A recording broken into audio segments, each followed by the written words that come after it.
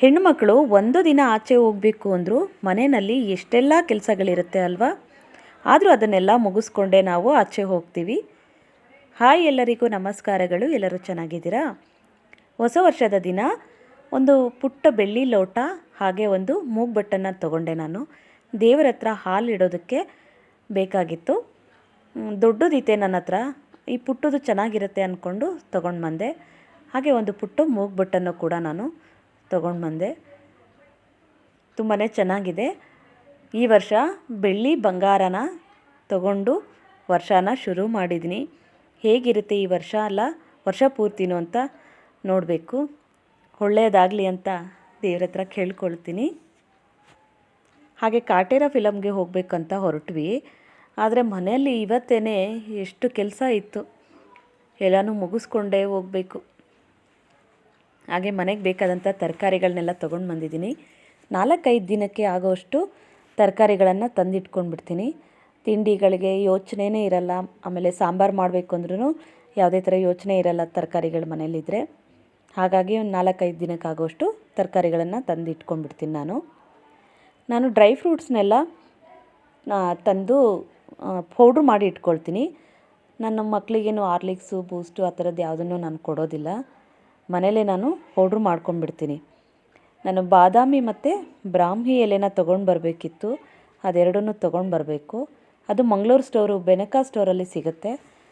ಅದನ್ನು ತಂದು ಇದ್ರ ಜೊತೆಯಲ್ಲಿ ನಾನು ಪೌಡ್ರ್ ಮಾಡಿ ಇಟ್ಕೊಂಡು ಹಾಲಿಗೆ ಮಿಕ್ಸ್ ಮಾಡಿ ಕೊಡ್ತೀನಿ.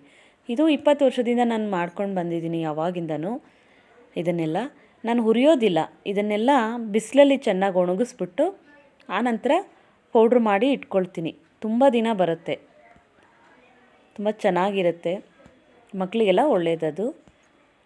ಹಾಗೆ ಗೆಣಸನ್ನು ಬೇಯಿಸಿ ಸ್ವಲ್ಪ ತಿಂದ್ವಿ. ಅದರ ಜೊತೆಯಲ್ಲಿ ಕಾಫಿನೂ ಕೂಡ, ನನಗೆ ಕಾಫಿ ಅವಾಗವಾಗ ಇರಬೇಕು. ರಸ್ಕ್ ಇತ್ತು ತೊಗೊಂಡು ಬಂದಿದ್ದು, ಹಾಗಾಗಿ ಒಂದು ಗ್ಲಾಸ್ ಕಾಫಿನೂ ಕೂಡ ಶುರು ಮಾಡಿದೆ.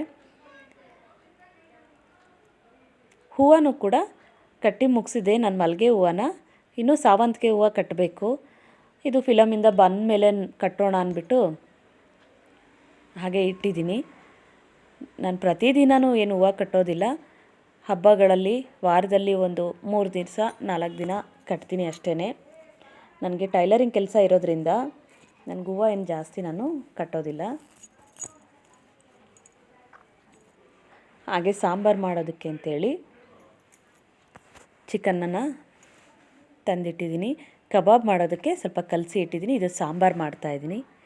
ಕೈಯಲ್ಲಿ ಒಗೆಯುವಂಥ ಬಟ್ಟೆಗಳನ್ನೆಲ್ಲ ಹೋಗ್ದಾಯಿತು. ಇದೆಲ್ಲ ಮಿಷಿನ್ಗೆ ಹಾಕಿದ್ದೆ. ಅದನ್ನೆಲ್ಲ ಇವಾಗ ಎತ್ತಿ ಫೋಲ್ಡ್ ಮಾಡಿ ಇಡಬೇಕು. ನೋಡೋಣ, ಟೈಮ್ ಇದ್ದರೆ ಮಾಡ್ತೀನಿ, ಇಲ್ಲಾಂದರೆ ಇವಾಗ ಹೊರಡಬೇಕು.